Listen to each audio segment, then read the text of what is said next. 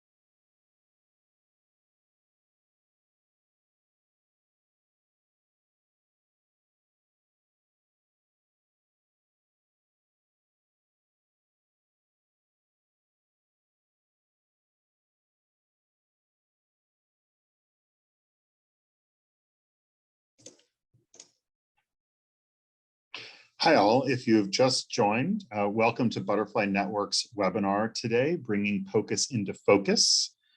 We'll begin in just a few minutes, but while you're waiting, we'd love your input. Please scan the QR code on screen and share your thoughts with us. We appreciate it, and we'll get started in just a few minutes.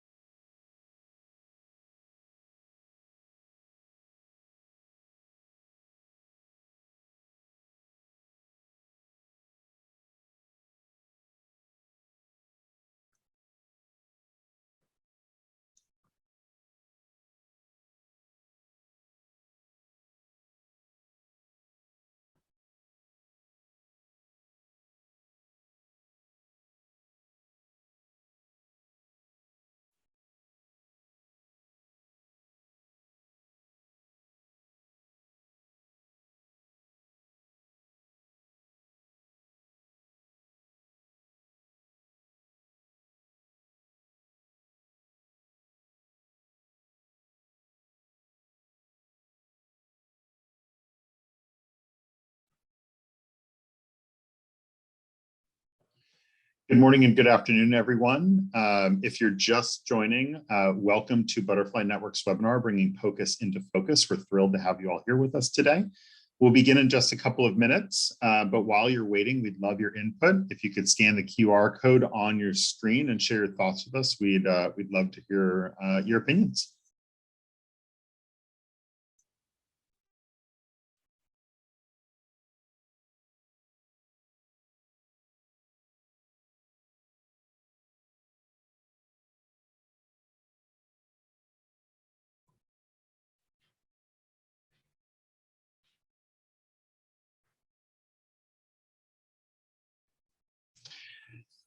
Okay, welcome and thank you everyone for joining Butterfly Network's webinar today.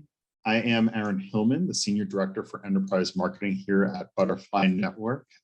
We're thrilled today to have Dr. Stephanie Lahr, CIO and CMIO at Monument Health, and Butterfly Network's own Dr. Peter Weimersheimer, VP of Clinical Implementation.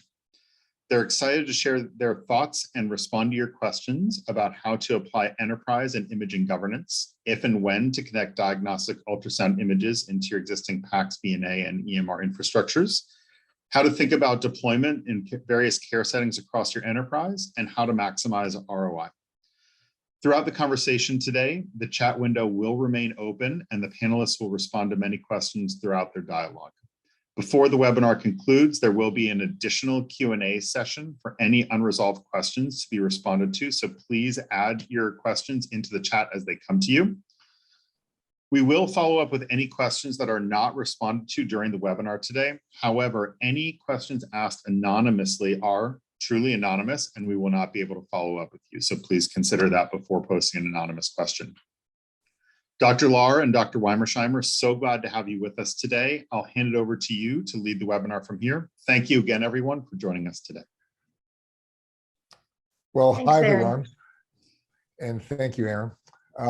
I'll start and say hi to everyone who is attending. Thank you for attending. I'm Peter Weimersheimer. I'm an emergency physician. I've been practicing emergency medicine for about 25 years. And fortunately for myself, early on in practice, I was exposed to point-of-care ultrasound or clinical ultrasound. And through most of my clinical career, had worked on that just as a clinical adjunct for myself, but also evolved to doing ultrasound education, administration, and built an ultrasound program initially in our emergency department, and then expanded that ultrasound program throughout a hospital network. And as part of that process, I wound up partnering with a company because the challenge of going from individual user to emergency department to hospital system required a lot more pieces and bits and support than was available just locally. And that company was Butterfly Network. And I'm now Vice President of Clinical Implementation for Butterfly Network, where I have the opportunity to work with administrators and clinicians on how to use hardware, software, and personnel to really stand up ultrasound programs from all different phases of maturity, from none to relatively well-developed programs. And really looking forward to talking with you, Steph. Your background is really impressive. So happy to hear you tell that story. Sure. So again, Stephanie Lahr, CIO and CMIO at Monument Health. I'm an internal medicine physician by background, but spend essentially all of my time these days at the intersection of clinical care delivery and technology. Monument Health is a not-for-profit healthcare system. We are based in Western South Dakota, Rapid City. We serve all of Western South Dakota, some of Eastern Wyoming, and Northern Nebraska. You can see from the geographic sort of symbol here that designates our care delivery space, we are a rural healthcare system. And I think that is an interesting twist that we'll talk a little bit about today as we talk about the evolution of POCUS and what that means in rural care spaces, because I think there's some exciting opportunities. But again, getting to that point where as a health system, we can deploy that across the system at scale, support it, and make it easy for people to use is a journey that we're on. So I'm going to start actually by just telling a little bit of a story about how and why, as the CIO and CMIO, I'm even sitting here having this conversation. So last fall, I participate in a CIO exchange group where we share ideas and share questions with each other. And one of the questions that I was asked by a colleague in that group was, hey, are you doing anything with POCUS governance? And are you getting lots of questions from physicians about what to do with point of care ultrasound? And my response was, nope, not really on my radar. No, nobody seems to be asking about this. I mean, I'm sure it's probably coming. It seems like a good question, but I don't think we have anybody that's really in that space right now. Everything seems fine. And then about maybe 3 weeks later, our demand management group, which is sort of our IT and resource governing team, received a request from the ICU in Rapid City saying, hey, we'd like to buy some of these Butterfly ultrasound probes. And by the way, one of the docs already bought one, and could you just get it connected to the network? And I was like, oh, maybe I should dig back and grab some of those emails and see how others responded.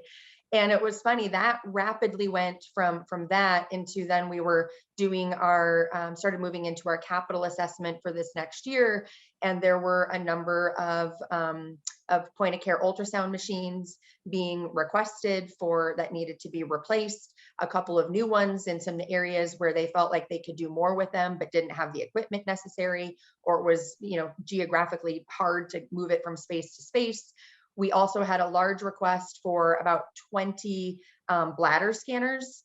And so it just started to kind of build some momentum. And then a short time after that, I was contacted by our ED and trauma team saying, hey, we're working through our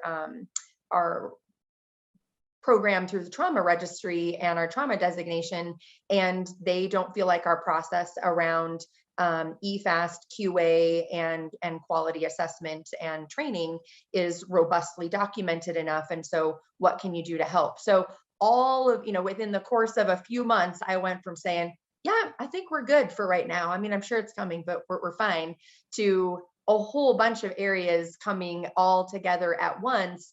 And I think, again, to some of your point, it's a big project when you look at rolling it out across an enterprise. It's easy to put a point of care ultrasound in the hand of any one individual clinician, but when you're looking at the scale of things and trying to make that an opportunity across a whole institution and integrate it into workflows so that flows well, it's a big task. So we've been starting that journey over the last few months. Yeah, can you go to the next slide? I think one of the points about ultrasound, even in terms of starting journeys, this horse has left the station in a sense that, and I think both of us as clinicians have really understand from the clinical point of view what has transformed really in technology over the past couple of decades that suddenly has people showing up saying, hey, I bought this because I want to use it. And then understanding that's a good thing. And then even having an individual with an ultrasound, what does that mean in terms of images in a system of medicine? And really what's happened is in clinical medicine, arguably one of the biggest breakthroughs was the concept of imaging, right? Before there was imaging, physicians practiced without a lot of knowledge. And over the past century, really starting with X-ray in the late 1800s, imaging became more and more available and better in terms of what it could do from a technological point of view, and ultimately in parallel with how we treat patients, development of antibiotics, of other treatments for high blood pressure, for heart disease. Imaging has had such an important role in allowing clinicians to go that next.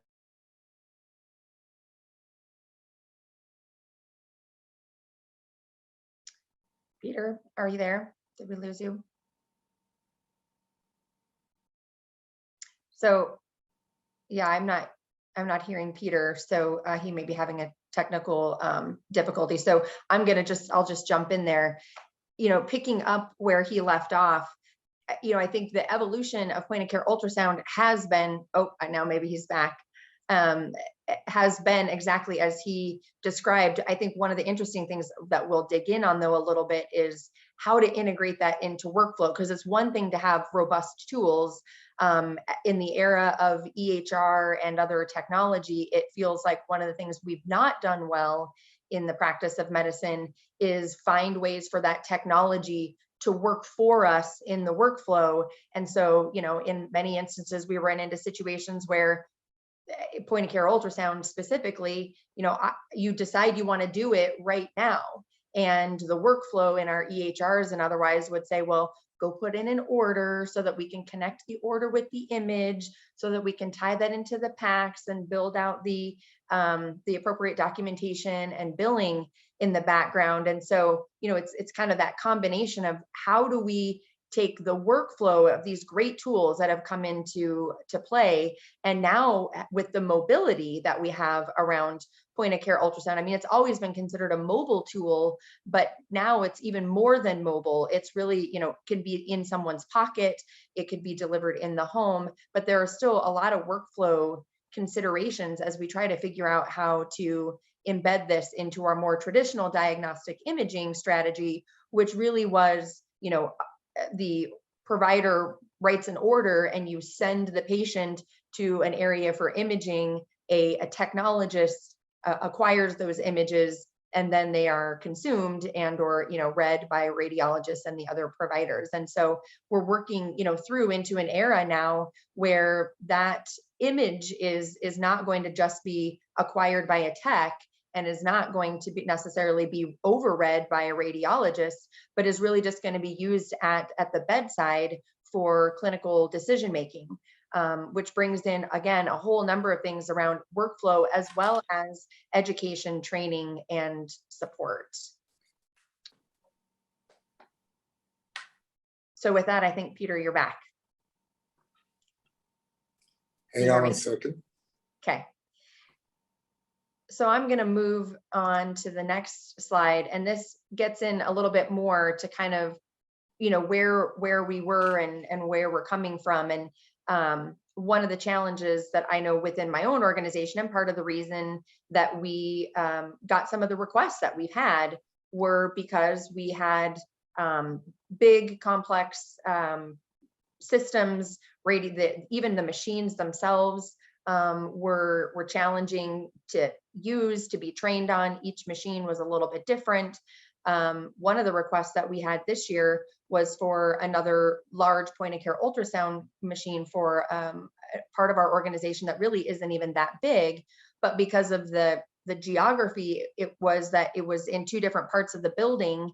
And so they wanted a second one, not because we really had the volume to need the second one, but because they found that they weren't using it because the big machine was stuck at the other end of the hospital. So in some of those cases, those machines are great and we're going to continue to use them, but it's also that question of mobility, and in the moment, how can we put something in the hands of the clinicians to be able to do that, but also be systematic in the background so that they can easily get their documentation completed, get their billing done, get those images saved, and shareable to others who may also want to look at them in the future.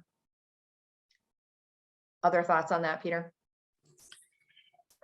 Yeah, I think the whole concept of how we're transitioning from there's a culture that happened with evolution of medicine, right? Where we had imaging, and I apologize again, the change in Zoom, but to the point is that physicians were relying on someone else to do the work for them, and there was a delay in management. And even when it went to point of care, the concept of having a cart-based system, which was expensive, relatively unavailable, and was difficult for a lot of clinicians' workflow, didn't really change how clinicians practice because it was an afterthought. And one of the incredible developments in point of care sonography is the invention of hardware that was actually accessible to be used in real time by clinicians. And so it's a cultural change where imaging is moving out of a silo of radiology, where they're the imagers, to they are absolutely imagers, do phenomenal interpretation of complex radiological images, but also that clinicians themselves can now evolve to do some of that imaging at the bedside with a system that's available for them as well. And that was kind of really the benefit of point of care ultrasound as it developed. Yeah, and I think just to add to that point, it's also been an interesting education within my own organization, because I'll use our capital approval process. So radiology made some requests this year for replacement ultrasound machines for their techs to be using. And so right away, the supply chain team was asking me like, hey, is this one of the options that where we could, use a Butterfly device for this? And my response was no. There's, when radiology is telling us they need an ultrasound machine for an ultrasound tech to use, they need all the bells and whistles of the traditional, ultrasound machine. But when we start thinking about non-radiology tech, clinician bedside delivered ultrasound, which could be a physician, which could be an advanced practice provider, which could be a nurse, which could be in the hospital, which could be in the clinic, which could be in a patient's home, those are opportunities for us to look at more mobile and easy to use hardware technology, like a Butterfly device that can be easily kept in somebody's pocket and connected to a smartphone or an iPad or, something along those lines, but there will always be a space for the traditional ultrasound. And that it is, I think, something that, again, I've had to work with the organization to help them understand that there's a spectrum here, and that there's a use cases for all of the above. But really the goal is, let's at least have all of that land in one place, so that if I want to look at the images that were captured by the ultrasound tech alongside the images that were captured by the ED physician or the trauma surgeon in the ER, that's possible. Well, and ironically, I think even in radiology with CT scanning and radiation, there is a slight trend of what's good enough. And in the clinical sense, for clinicians to compare themselves to a radiology tech and the system they have to radiology system is a little bit missing the whole amazing benefit of clinical ultrasound. And that the point is for someone to be rapidly able to answer a question. And even in radiology now with CT scanning and the concept of minimizing radiation dose per scan, you can make incredible images with a ton of radiation. They can make less incredible images, less radiation, and still answer the question. And so that's, I think, especially as we talk about how to support systems to have clinicians feel empowered to scan and empowered to use those devices, one of the messages is that answering the questions to an acceptable level and having images that exist that may not be perfect, but answer the question is actually a huge win, and it's a huge win for those clinicians. I think there was a question about workflow that came in, and I guess as we're talking of the evolution from radiology imaging to a partnership with clinicians also capable of imaging, was also the evolution of workflow from a radiology workflow to something that is actually more beneficial to clinicians. Because I don't know, in your experience, one of the issues of a radiology workflow, which is essentially an order first workflow, that it works really well when ultrasound tech is sitting in their ultrasound suite and there's a order that comes in through an EMR such as Epic or another of those EMRs, and then they can start doing the data management. And when a clinician is working, that seems to really be ineffective. I don't know what your experience has been with that in your discussions. Yeah, actually that has been, even if we set the device aside and start looking at, the back end workflow and the platform, the software platform that sits behind all of this technology, that has been a key element for us. When the ICU providers came forward and said, hey, we want / already bought some of these devices and want to get them connected. Interestingly, again, they were already doing a lot of point of care ultrasound, and we had trained them in the workflow of put your order in, go get your images, that'll tie the two together in the background. It'll be where it needs to be in packs, that'll tie it to your documentation and your billing, and all will be well. And because that was a limited group of people who were doing this relatively frequently, we trained them well to that workflow. It's unfortunate from the standpoint of what we really did was we said, well, the technology can't work for you, so you can work for the technology. And they were willing to accommodate that because they wanted to follow the rules and they wanted to get all the right pieces where they needed to. So while I appreciated that partnership, the reality is we should be able to break that workflow down. And so within our EHR system, what we're working toward with setting up this platform is an encounter-based workflow, so that in the moment, as a clinician decides, I need to do a point of care ultrasound right now for whatever the situation might be and whatever their level of connectedness might be at the time. Think about a patient at home and whether or not you might even have access into your network or not. That then the images can be captured and the order is created after the fact. And there are a couple of areas in the EHR where you can do an encounter-based workflow where the capturing of the images connected to the patient in the background by picking them off of a brief pick list or something like that that's been created allows then for the order to be generated automatically, tie all of those pieces together, and really now gets a lot closer to allowing the technology to work for the clinician rather than the opposite. Because the reality is, as we look at this tool set becoming more robustly utilized across our health systems and thinking about primary care docs using it in clinic, hospice providers using it in the home, other home care delivery caregivers doing things in the home, other clinicians throughout our hospital, the more people that are using it, the more important it becomes for us systematically to make it easy to do the right thing, because we will never be successful in training, 400 people to do all of that back end work that's backwards and doesn't make sense. So a couple of things will happen. They'll either choose not to do it, or they'll do it and they won't document and bill for it, or some kind of combination in there. And I think really what we want to be able to do is, again, how do we make it easy to do the right thing? We're giving you the tool, but we also need to give you the workflow so that it fits in and helps you put the patient first, as opposed to, running off to say, well, let me just hold on real quick while I run over here and put in the order. That is as a CIO and CMIO, really painful for me to even hear about. And the technology is available for us to do that differently. Yeah, completely agree. And frankly, there's been controversy with ultrasound about whether, this is imaging. And in a medical, if you're talking about an individual practice where someone has their own device and they're operating in their own silo, I guess arguably you can say that maybe that whole structure is necessary. But once you're talking about a medical system where these images have value, I think the consensus, it's really important that these exist just so there is that data available for downstream patient care, for collaboration across, especially from rural to more tertiary care areas. And we had that exact experience. The system we had built was originally based on the conventional radiology order flow. And to your point of having trained that small subgroup, and if you have a small group, you can really kind of keep tabs of it.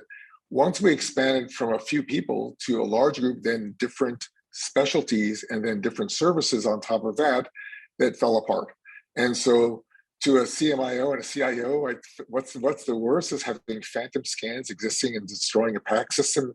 And also from a compliance point of view, if there's documentation in the medical record, but the images don't exist, that's a real difficult issue for a lot of reasons. And so the switch that we did in partnership with Butterfly actually is how this had started, to build an encounter-based workflow. The net effect was that the workflow became easy. I think that's the point of medicine, is we have healthcare providers who are stressed. Anything gets added on gets perceived as extra work. EMRs are considered death by 1,000 clicks. So the more you ask a provider to do, it gets in the way of what the goal is. And the provider will specifically say, my goal is to take care of patients. And so by doing a more innovative workflow, which allows them to do that, it's actually a huge win. It's a huge win ultimately for patient care, but providers who feel like they have the authority now to go where they want. And this is to the point, right? This is what happens when you have an ultrasound program in place that's effective. And so providers don't have to second guess whether they should do something else. It becomes routine, and this should be, and probably will become the routine for most clinicians, where not only are they taking a history and physical, but now instead of doing an order and waiting, they do the image immediately. Then the wait is afterwards as they make a decision with the patient where to go. So this is a revolutionary change in really empowering clinicians to do what they've wanted to do since they first entered a medical training program. It's to take care of the patient in front of them. Yeah, and I think too, it's going to be interesting as we, as we're all experiencing significant shortages of every kind of care provider. Ultrasound techs are difficult to find as well. And so I think this is also presents an interesting opportunity for, again, there's always going to be the place for a formal ultrasound, a formal echo, a formal, venous Doppler study, all of those kinds of things. There's always going to be a time and a place for that. But I think there are other opportunities. Most of us can think of a time where we thought, well, I'd like to see this real quick.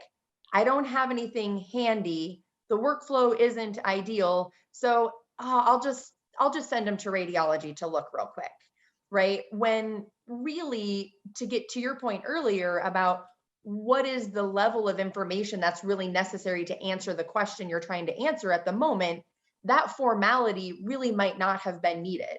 And now we are using up an ultrasound text time and time on imaging schedules and things like that to get an exam that really we may be able to do ourselves at the bedside with the right tools and the right training and the right support and the right technology sitting behind it. And I think that is really what has been exciting to our caregivers, both physicians and as well as nursing and others, is the idea of being able to have something like this in their pocket that then means at any given moment, if there's, you know, again, with the right training and the right credentialing and support behind that, that they may be able to make a better decision in faster time, leveraging a technology like this, even if that's, you know, maybe a repeat image compared to something that was done using formal mechanisms on a previous exam. Well, you know, as you're talking, I keep on thinking about the map that you showed. Like, what, you know, this. I think sometimes, again, when people think about medicine, they think about tertiary care medicine, right? Everything's convenient. So I will argue, and I could argue over and over again, that even within a tertiary care setting, that the benefit of having a device on my person to do risk assessment at the time I'm seeing a patient has incredible value. But it's not so easy, especially in a rural environment or resource limited setting or from primary care, to just say, I'm going to get this confirmed, I'm going to get this image just because I'm not sure, because that can be hours of transport time. That could be days of delay in a diagnosis that ultimately can have a profound effect on a patient care. So it's always important as well, you know, that map says it all, right? You can't, it's hard to have a medical system with the inefficiency of relying on comprehensive imaging as a default way to answer a basic question, when you can have a provider who can answer that basic question at the bedside. And absolutely, there's such a synergy between what providers do and comprehensive imaging. It's almost as a little bit of a screening point of picking when that's an effective choice to have someone get transported or drive, or even, you know, radiologists, I think, as similar to, I assume, in your system than ours, where our radiologists, especially in the era of COVID, became overwhelmed by the number of images that were being ordered on a daily basis. And a lot of them, they felt, you know, subjectively, was because someone was not sure and was just going to do a quick check. But if everyone does a quick check 5 times a day, that crashes the system. And so for the provider to be able to be with the patient, have that dialogue, and risk stratify who do I really think needs to get the study is a win for the entire system, especially the patients who have to drive around. Right. Yeah, and I think too, that's why we're seeing, you know, on this quote here from the American Academy of Family Physicians, that's why we're seeing family practice associations embrace this to the degree that they are, because in general, it's family practice, primary care trained providers that are delivering that care in our rural areas. And, you know, I have hospitals still where we have providers that are essentially on call 24/7. They bounce between the clinic and the ER and the walk-in, and they do everything. And so to be able to your point, give them an extra tool set that gives them some added confidence in what it is they might be seeing is very, very powerful. And certainly it means that that all has to be embedded into their training programs, which the family practice primary care training programs are embedding that into their practice. And then that means, you know, down the road, those well-trained clinicians are going to come into my rural healthcare system. And this is going to be the expectation, is that they have the ability to deliver this kind of care and leverage these kinds of tools. And then we'll have to play some catch up for our providers that maybe didn't train in that era. And I think that's another great element about what is provided in the platform here, because we have the potential for the, you know, the haves and the have-nots, or the know-hows and the don't know hows. And yet this doesn't have to be that complicated. And so the fact that there is a platform, an educational platform embedded into the software structure means that we can, at the same time that we're making the technology available, make sure that you have received education, that you are submitting a requisite number of exams for QA review, that we can provide that QA back to you, that all of that is happening in one platform, that then we can provide reports out to folks like trauma registries and other kinds of regulatory bodies that may want to see what our QA processes are about. But this is definitely here to stay, and it's going to be important for all of us in the healthcare delivery systems, but to your point, especially I think in rural care, and as all of us move care back into patients' homes, to have this tool set available and robustly deployed. Yeah, and I have to the comment you had about the next generation that's coming. They're absolutely coming, but I think one of the challenges, and certainly the challenges in the existing system, with the proliferation of handheld or point of care devices, is that there's a large group within the current practice environment who don't know how to do this. And I guess I always like to talk about, I think the stethoscope was great, but what the stethoscope did was it just changed where somebody heard some sound from against someone's chest through a rubber tube. Imaging is the challenge of imaging. It has a lot more value, and there's a little bit more of a skill set to, like, no one can critique what somebody heard, what they wrote down in the medical record, but what one sees and what decision gets made by an image is a different level of sophistication. And so, if you want to go to the next slide, I think one of the challenges is how do you even work within the existing system of doing that? And as you mentioned, the concept of having a software platform which supports so much different integration, where providers can have their images not only available for the medical record and for patient care, but initially they used to have images available so someone could help teach them and critique them and give them the confidence that they are making a decision based on that image, which has value. I mean, so ironically, clinicians have been making decisions based on clinical exam with an auscultation as part of their routine, and for a patient who's not that sick, that probably was a reasonable choice. The reality is the reason that imaging has become so prevalent is, way back in the beginning we talked about, is that clinical awareness that what they were doing just by their exam and auscultation wasn't enough. And so to learn how to do bedside ultrasound is transformative for that, but at the same time, there has to be this level of confidence and competence on the part of the clinician who's doing it, that they can make the decision by themselves for at least some of the patients they're managing, or at least have enough confidence to risk stratify the patients.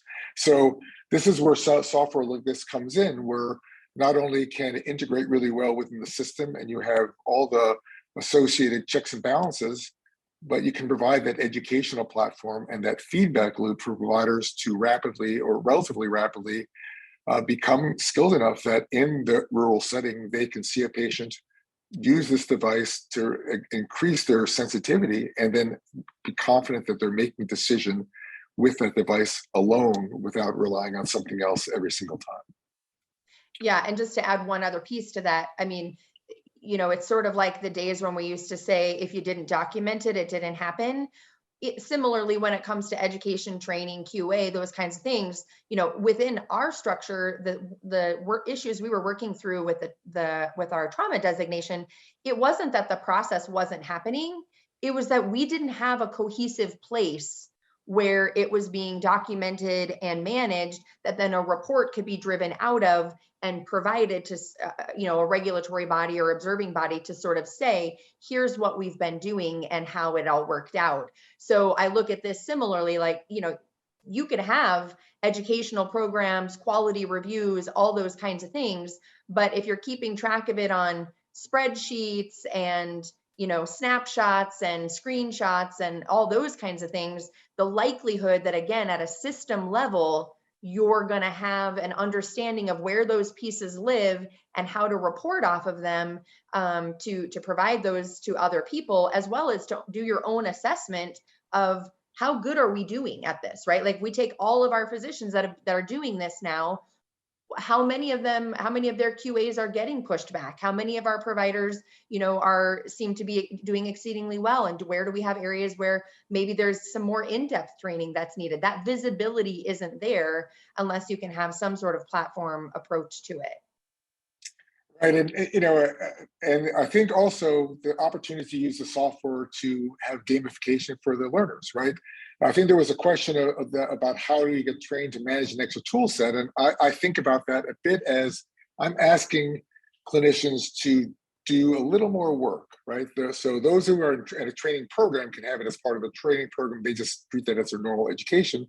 Those who are practicing and who feel like they're already burdened and stressed by a system, to be able to ask them to do that work, there has to be some benefit for them, even as in the process. And so you can use software to show that, like, nobody wants to be behind, everyone wants to be ahead, right? So when the entire group is being asked to do this, and you can gamify who's being successful or where are the holes, how to fill in those holes, it actually makes it easier to be successful. There was another question about, and you probably have had this question asked to you many times. We already have ultrasound devices, POCUS devices, and we don't want to replace what we have with already spent capital budget. Quickly, my version is, initially the goal is whatever you have to maximize how it's being used and have that process as easy to support effective use as possible. In future state, as things change, there's probably an opportunity for different devices for different uses that will maximize effectiveness, cost effectiveness as well. But the goal initially is to make it as easy as possible to use what you have to do clinical medicine well. I don't know what your thoughts about that, what you've had in terms of people asking or saying that same question to you. Yeah, and this was even for me a really sort of important distinction as I started going down the path of working with Butterfly, because the part that's sort of exciting and sexy and fancy, and the parts that our clinicians sort of talk about is, I want this cool probe, I want, it's super awesome, it's not very expensive, and can I have one, and maybe could we have 20 or 50 or 100? And so there's this excitement around the probe itself. And then there's the software system that sits behind it. And so, to your exact point, our approach is, we know that there are some areas right now where we would like to get ultrasound into the hands of those clinicians, and they don't use anything right now.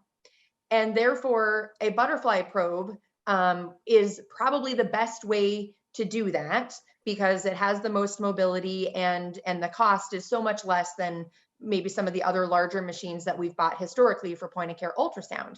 However, I'll use the example of the small hospital we have where they asked for a second large machine. We are going to continue to use the one large machine. It will be integrated into our Butterfly Blueprint platform, so that all the images from that are still available for the QA process. We can leverage the encounters-based workflow. What device you're connecting into the software platform to deliver systematically, the process really doesn't matter. The device itself, the Butterfly device, again, we're looking at it as a way to get ultrasound in the hands of people that may not already have access to it, augment areas such as the one I mentioned, that instead of buying another big machine, we're thinking we might buy 3 probes, so that they're, within their workflow, they can have those available, and not be running across the hospital looking for 2 large machines that could be being used in different places.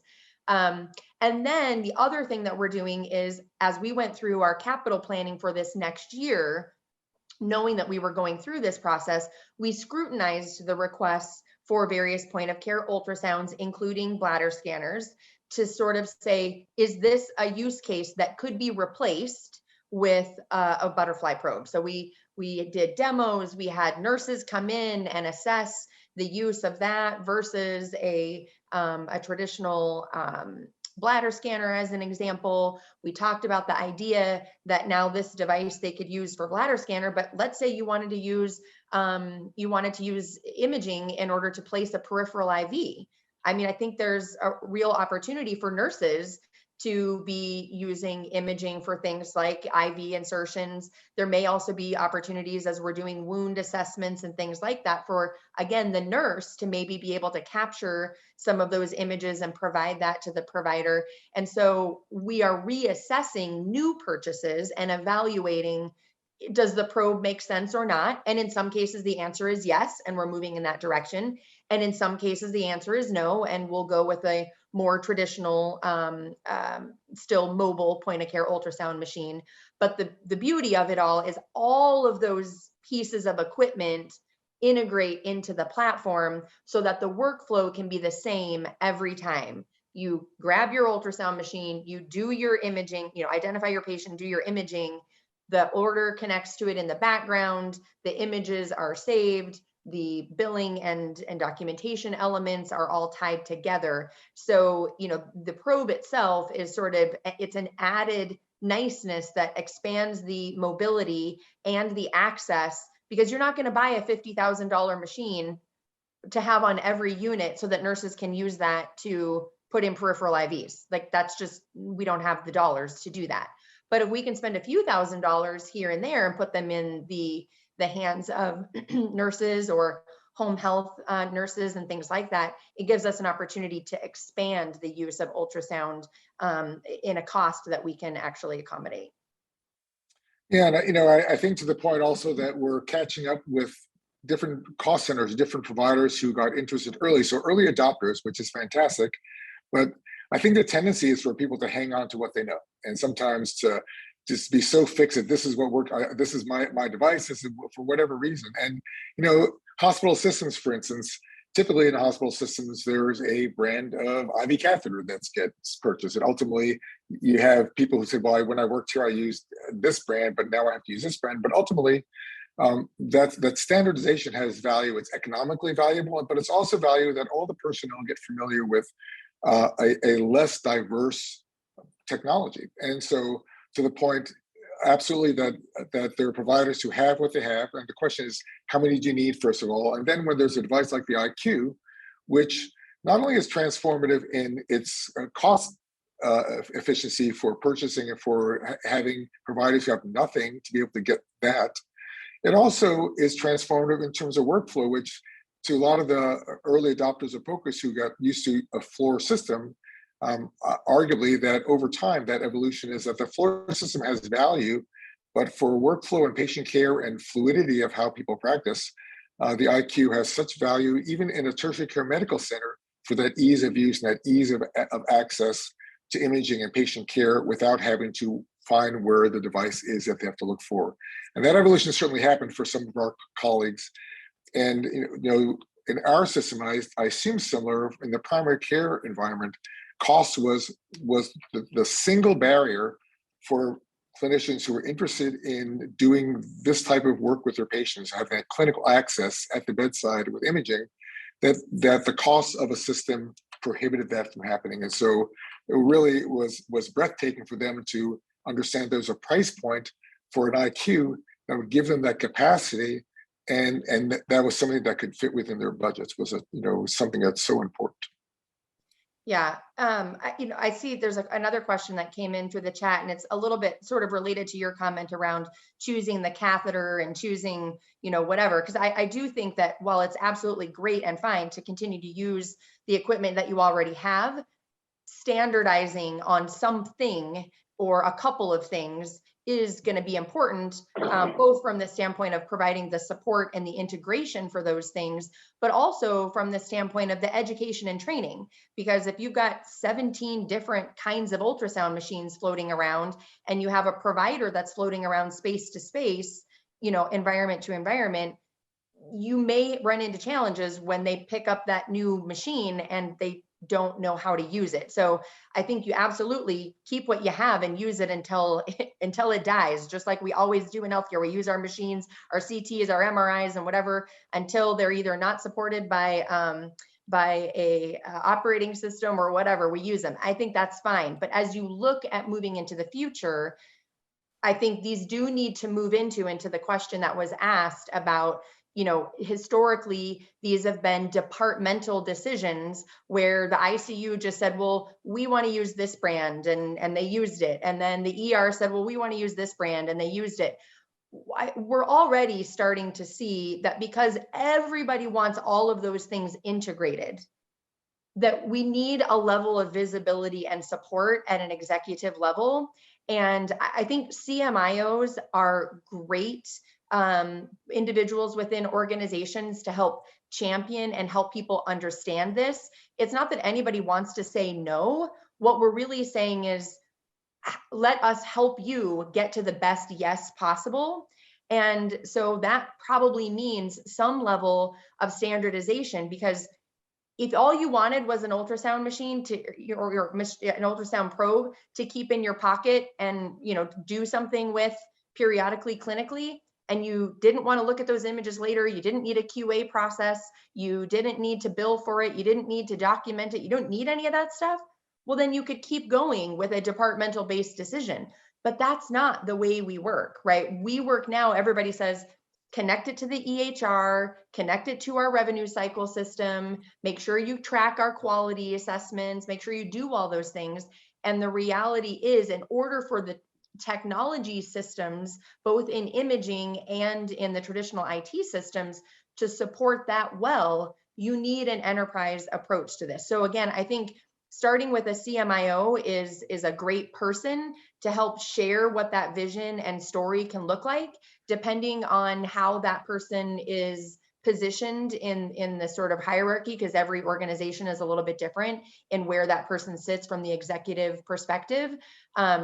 There may need to be another executive that helps partner with the CMIO on that. Maybe it's somebody who oversees imaging, or maybe it's somebody who oversees, more of a clinical practice side.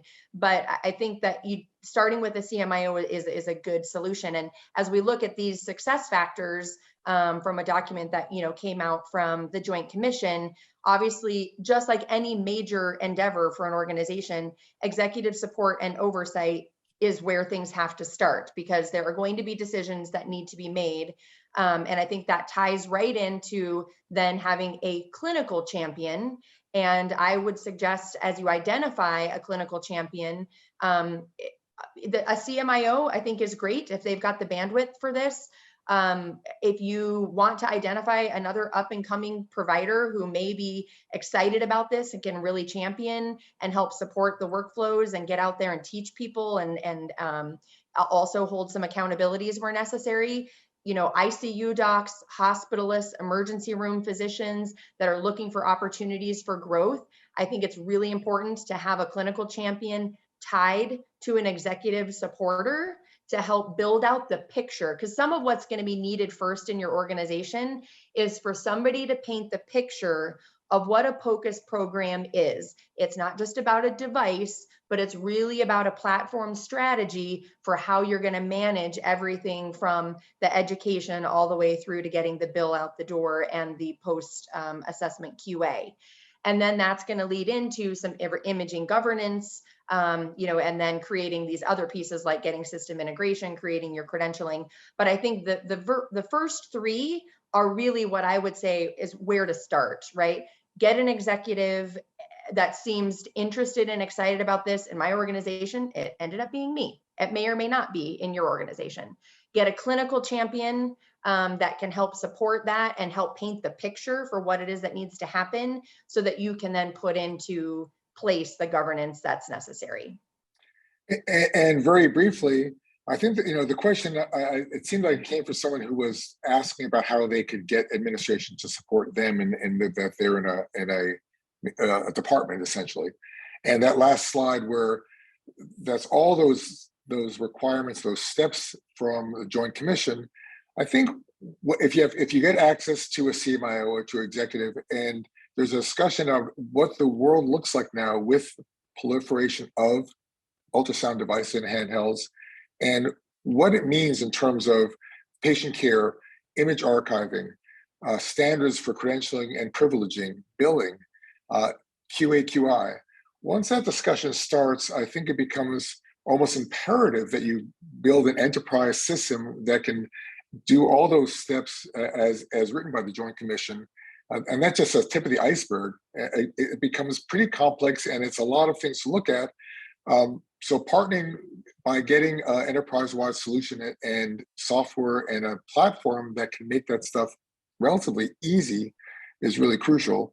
And to have a clinical champion, part of I think a lot of this has to come from the top down in terms of expectations for what's compliance with imaging within a system mean.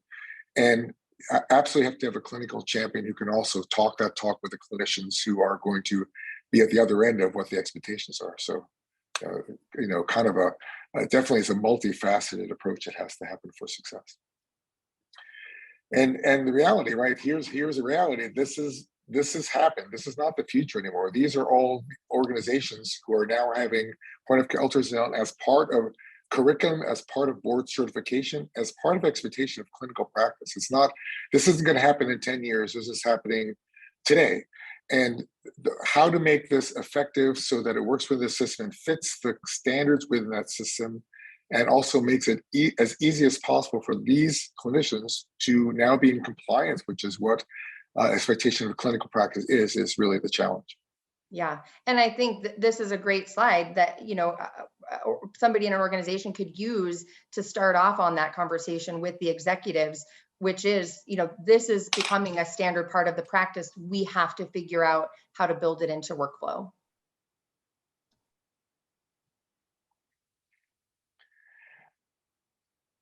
And this is, I know, one way to do it, right? You need to have the right pieces to put together. And one of my experiences actually partnering before I was now working with Butterfly was the concept of how can I do this when the resources I have at my disposal initially are pretty scant and scattered.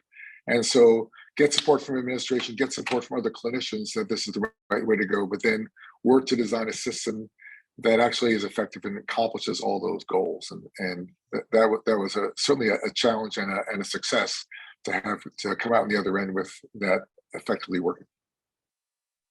Agree. And I think, we've talked about this, that we've talked about some of the tools that are here. You are ready. If you're not ready, just rewind and say, I am ready, right? You are. And we're going to do this. This is fun. This is the exciting stuff, right? These are the kinds of tools our clinicians want to use, and being able to support a good workflow and process for this, I think makes it really fun right now to be doing the kinds of things that we're doing. Well, and all of us are in healthcare at whatever level, from administrator, clinician, we're all in healthcare. And ideally, we're in healthcare because the goal is to affect patient care and people's lives. This affects people's lives in a better way than has happened previously. And so what's fun about it is, like everyone's, you want to go home at night and have had a great day in terms of accomplishing a goal, and the goal is patient care. And what's fun about this path is that's what we're doing. We are changing patient care. We're changing patient care for the better. We're affecting people's lives for the better. It's like, it's great. Like that's why we do it, right? Absolutely. Well, Dr. Lahr and Dr. Weimersheimer, thank you so much for sharing your thoughts with us and the audience today. Folks, this does conclude our webinar for the day, but we will share this webinar through your registrations. Please feel free to share with all of your peers and friends in the industry. As Dr. Lahr and Dr. Weimersheimer said, we're all in this working towards an improvement in care together. So thank you all for joining us today. Again, Dr. Lahr, Dr. Weimersheimer, thank you so much for your thoughts. We'll look forward to our next conversation. Take care.